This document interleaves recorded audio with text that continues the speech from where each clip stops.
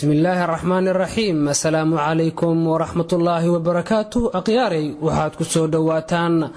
qaybtii labaad ee sheekadii xiisaha badnayd ee halkuligeedu u ahaa dhimasho ayaan ka xigaa inaan dib ku soo jeclaado.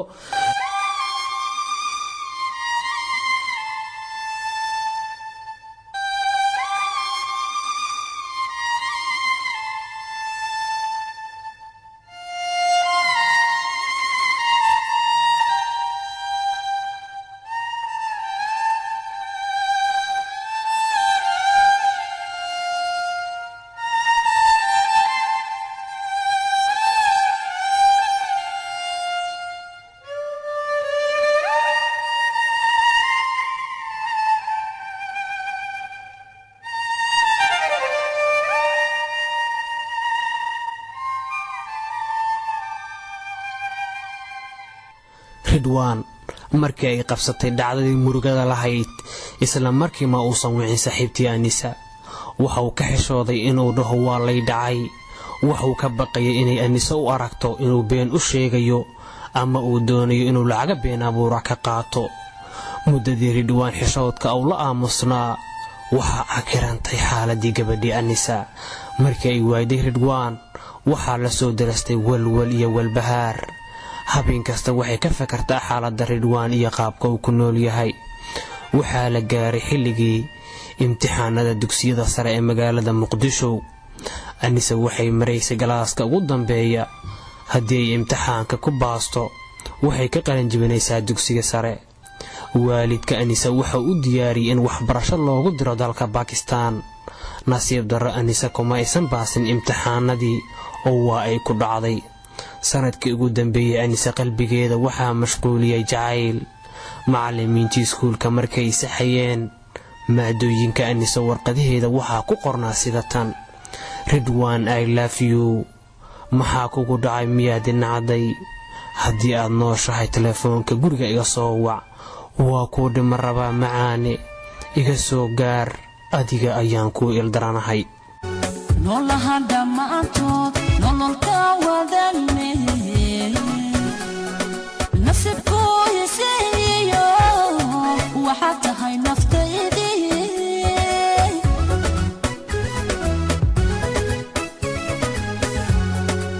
noolaha dhamaantood nololka wadane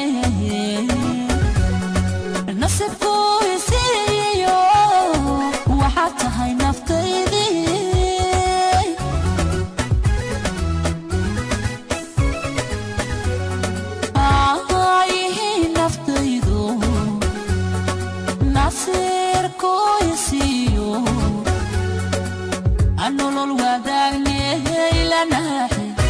ناحي عاشقا أنور الوداع إلى ناحي عاشقا macallimiintii markay arkeen natiijada ay keentay imtixaanka waxay la noqotay filan waa maadaama Anisa ay ahayd gabadha ugu firfircoon dhanka waxbarashada la yaab ayay noqotay inay Anisa ka baasi wayso imtixaankii dugsiga sare macallimiintii iskuulka ayaa ka shiray dhacdadan waxaana loo gudbiyay maamulka iskuulka waalidka Anisa markii ay maqleen in gabadhooda ay ku baasi waysay imtixaankii hooyada Anisa waxa ay qabsatay shoog iyo naxdin waayo kama ay filaynin in gabadheeda ay ku dhici doonto imtixaanka dugsiga sare halka Anisa aabaheedu kaga mashquulsanaa fiisa diyaarinta Anisa ay ku bixi lahayd Anisa waxay diiday inay dhigato iskuulka maadaama ay ka baqayso inay ku camirtaan ardada kale oo la dhaho damiinad ayaa tahay warqadii imtixaanka looga jawaabayay waxaad ku qortay eraya jacayl waalidka Anisa waxa uu bedelay telefoonka guriga ayagoo ka cabsi qaba inuu soo wici doono waardiyihii guriga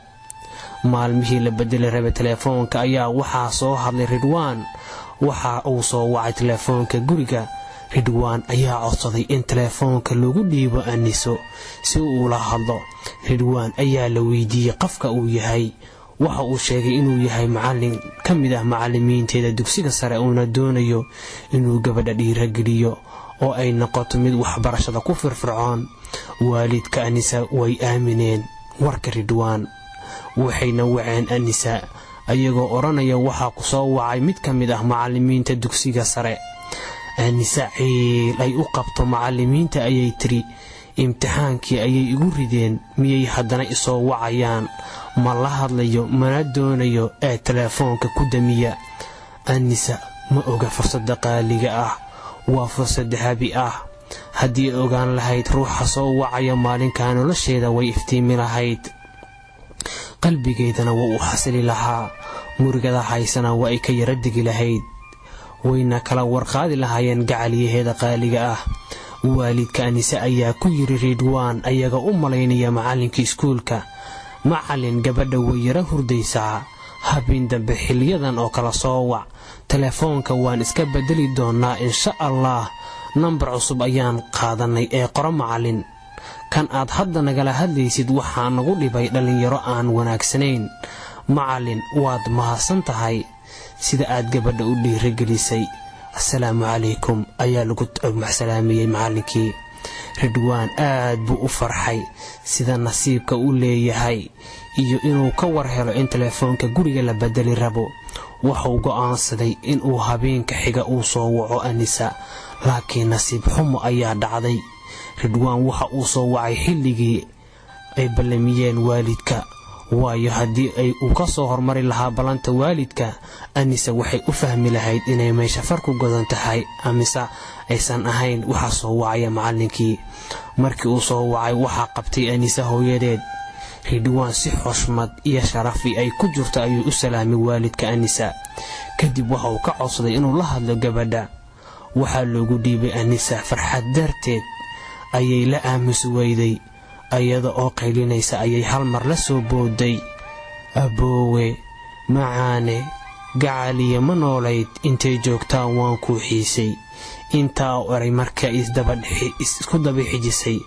si aan kala har lahayn waalidka anisa waxa u dareemay qofka soo wacay gabadhooda inuu yahay wiilkii laga cararayay anisa hooyadeed waxa ay kala jartay fiilada telefoonka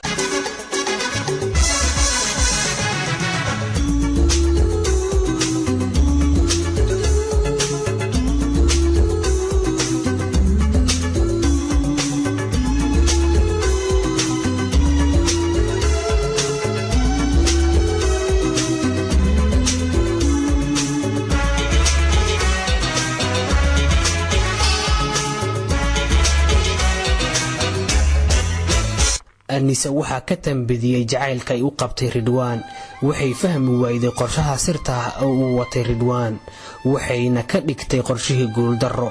haddii ay si degan ula hadli lahayd ama markii ogaatay inuu asaga yahay ay ula jiri lahayd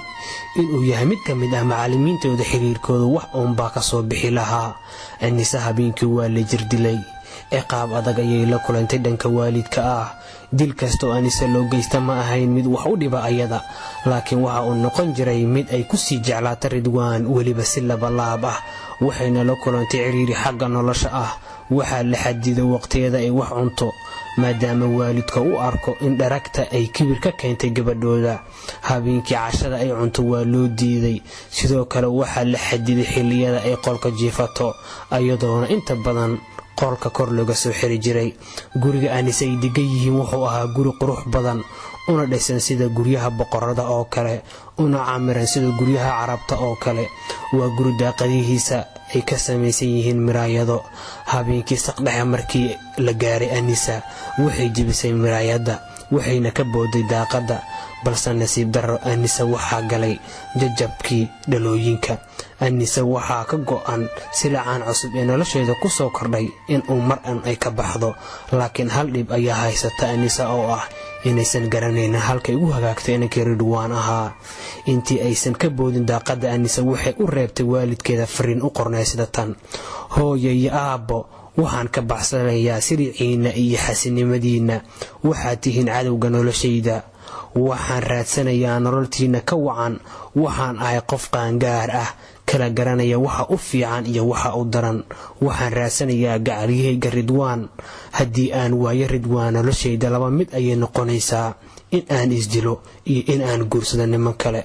waxaan laga yaabin in aan mar dib aan ugu soo noqdo gurigiina ma doonayo in aan noloshayda mar dambe dib aan idin arko waxaan ka xigaa dhimasho